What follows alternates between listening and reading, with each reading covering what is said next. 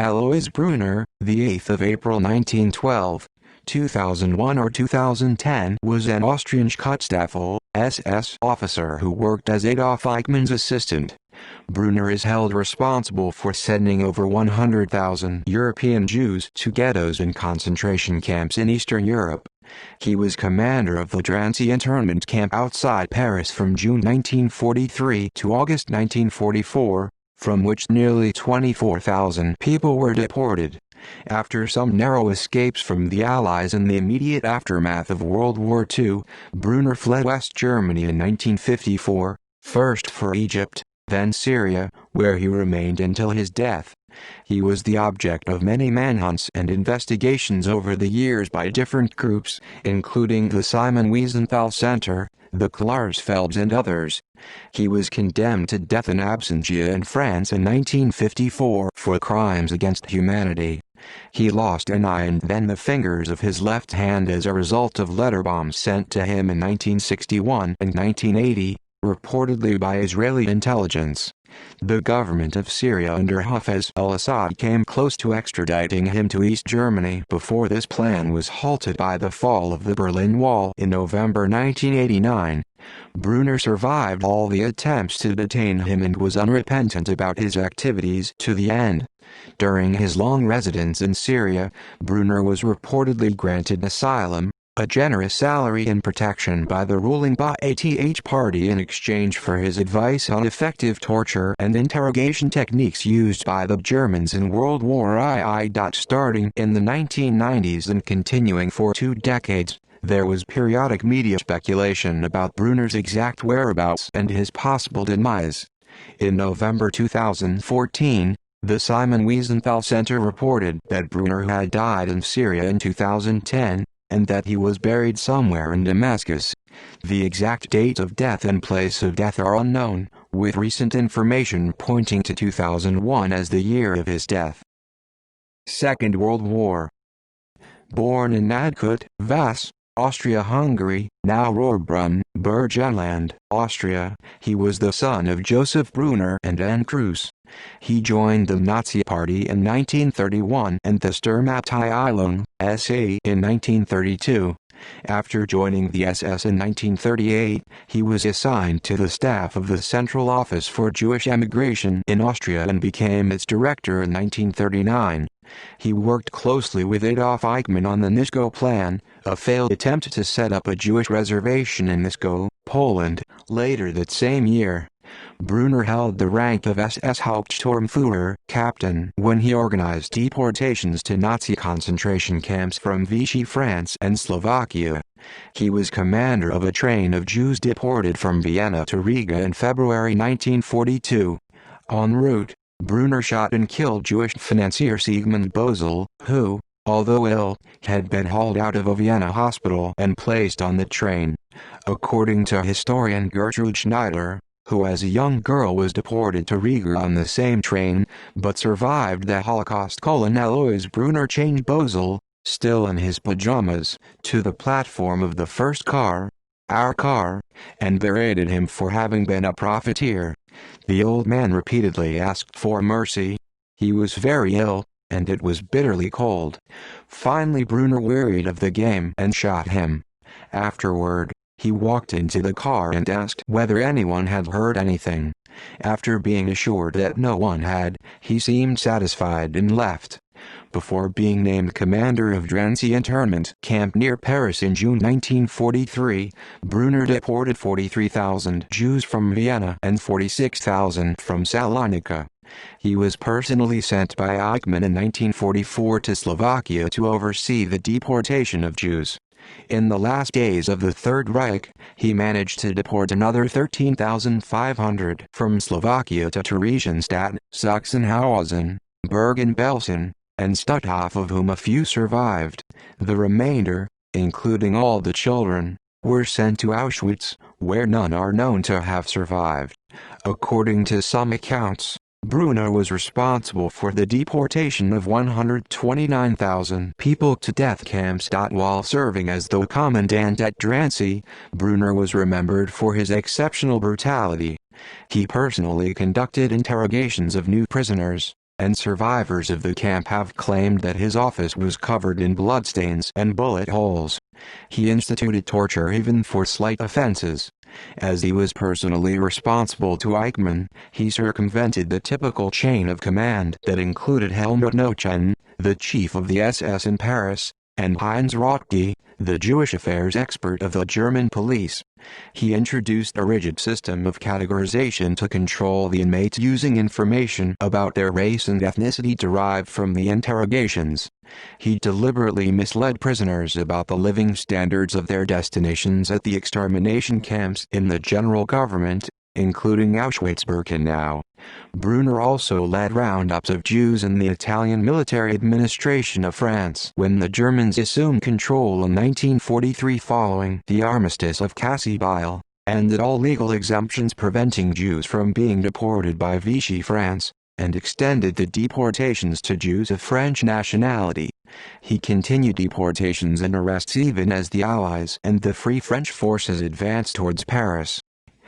Post-war flight and escape to Syria. In a 1985 interview with the West German magazine Bund, Brunner described how he escaped capture by the Allies immediately after World War II. The identity of Brunner was apparently mixed up with that of another SS member with the same surname, Anton Brunner, who was executed for war crimes. Alois, like Joseph Mengele, did not have the SS blood type tattoo, which prevented his identity from detection in an Allied prison camp. Anton Brunner, who had worked in Vienna deporting Jews, was confused after the war with Alois due to the shared surname, including by historians such as Gerald Reutlinger. Claiming he had received official documents under a false name from American authorities, Brunner claimed he had found work as a driver for the United States Army in the period after the war. It has been alleged that Brunner found a working relationship after World War II with the Gehlen organization. He fled West Germany only in 1954, on a fake Red Cross passport, first to Rome, then Egypt, where he worked as a weapons dealer, and then to Syria, where he took the pseudonym of Dr. Georg Fischer. In Syria, he was hired as a government advisor. The exact nature of his work is unknown. Syria had long refused entry to French investigators as well as to Nazi hunter Serge Klarsfeld, who spent nearly 15 years bringing the case to court in France. Simon Wiesenthal tried unsuccessfully to trace Brunner's whereabouts. However, Communist East Germany, led by Erich Honecker, negotiated with Syria in the late 1980s to have Brunner extradited and arrested in Berlin. The government of Syria under Hafez al-Assad was close to extraditing Brunner to East Germany, but the fall of the Berlin Wall in November 1989 severed contacts between the two regimes and halted the extradition plan. In the Bund interview, Brunner was quoted as saying he regrets nothing and that all of the Jews deserved their fate. According to a widely quoted 1987 telephone interview with the Chicago Sun-Times, he was reported to have said, "All of the Jews deserved to die because they were the devil's agents and human garbage. I have no regrets and would do it again." This quote could be called into question because Chuck Ashman, the reporter that published that quote, was known for lying about his stories. In an interview with Austrian journalist Gerd Hansik, Brunner denied claims of gas chambers. Until the early 1990s, he lived in an apartment building on 7 Rue Haddad in Damascus, meeting with foreigners and occasionally being photographed. In the 1990s, the French embassy received reports that Brunner was meeting regularly and having tea with former East German nationals. According to The Guardian, he was last seen alive by reliable witnesses in 1992. December 1999, unconfirmed reports surfaced that Brunner had died in 1996 and been buried in a Damascus cemetery. However, he was reportedly sighted at the Meridian Hotel in Damascus by German journalists that same year, where he was said to be living under police protection. The last reported sighting of him was at the Meridian Hotel in late 2001 by German journalists. In 2011, Der Spiegel reported that the German intelligence service Bundesnachrichtendienst had destroyed its file on Brunner in the 1990s, and that remarks and remaining files contain conflicting statements as to whether Brunner had worked for the BND at some point. Assassination attempts in 1961 and 1980, letter bombs were sent to Brunner while he was a resident in Syria. As a result of the letter bomb he received in 1961, he lost an eye, and in 1980, he lost the fingers on his left hand when the parcel blew up in his hands. A 2018 article in Newsweek by journalist Ronan Bergman disclosed that the 1961 bomb was sent by Military Intelligence Unit 188, a branch of the Israel Defense Forces, and was the first target of a new method of letter bomb that was developed for deployment against ex-Nazi scientists working for Gamal Abdel Nasser in developing missiles targeting Israel. The article, excerpted from Bergman's book Rise and Kill First, says that Brunner was located by Israeli spy Eli Cohen. According to information released by the Israeli intelligence agency Mossad, it was behind the 1980 bomb. Convictions in absentia. Germany and other countries unsuccessfully requested his extradition. He was twice sentenced to death in absentia in the 1950s. One of those convictions was in France in 1954. In August 1987, an Interpol red notice was issued for him. In 1995, German state prosecutors in Cologne and Frankfurt posted a $330,000 reward for information leading to his arrest. On the 2nd of March 2001, he was found guilty in absentia by a French court for crimes against humanity, including the arrest and deportation of 345 orphans from the Paris region, which had not been judged in the earlier trials, and was sentenced to life imprisonment. According to Serge Klarsfeld, the trial was largely symbolic, an effort to honor the memories of victims. Klarsfeld's own father, arrested in 1943, was reportedly one of Brunner's victims. Later attempts to locate. In 2003, British newspaper The Guardian described him as the world's highest-ranking Nazi fugitive believed still alive. Brunner was last reported to be living in 2001 in Syria, whose government had long rebuffed international efforts to locate or apprehend him, but was presumed dead as of 2012. 2004, for an episode titled Haunting Nazis. The television series Unsolved History used facial recognition software to compare Alois Brunner's official SS photograph with a recent photo of Georg Fischer, and came up with a match of 8.1 points out of 10, which they claim was, despite the elapse of over 50 years in aging, equivalent to a match with 95% certainty. Brazilian police were reportedly investigating whether a suspect living in the country under an assumed name was actually Alois Brunner.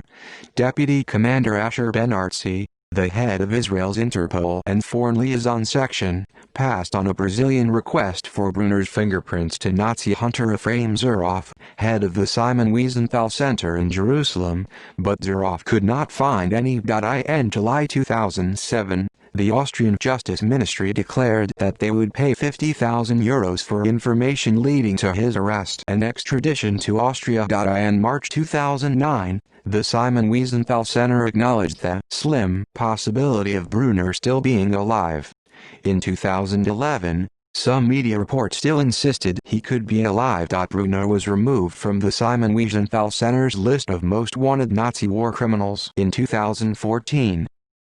Death. On the 30th of November 2014, the Simon Wiesenthal Center reported receiving credible information that Brunner had died in Syria in 2010. He would have been 97 or 98 years old. Partly due to the ongoing Syrian civil war, the exact date and place of death are unknown. According to the director of the Wiesenthal Center, Dr. Ephraim Zuroff, the information came from a reliable former German Secret Service agent who had served in the Middle East. The information also was reported in the press. The new evidence revealed that Brunner was buried in an unknown location in Damascus around 2010, unrepentant of his crimes to the end. Zuroff said that, owing to the civil war in Syria, the exact location of Brunner's grave is impossible to know. In 2017, A French magazine XXI interviewed one of Brunner's guards in Syria as he was locked up in a squalid Damascus basement at the end of the 1990s. The guard said that Brunner suffered and cried a lot in his final years. Everyone heard him, couldn't even wash, and had to eat an egg or a potato. He also added that Brunner died in December 2001 and was buried at Al Afif Cemetery in Damascus. See also list of people who disappeared. References Notes. Sources Caesar N. David, 2005-2004. Eichmann, His Life and Crimes. London, UK, Vintage. ISBN 978-0-09-944844-0.cs1 maint. Ref Harv link.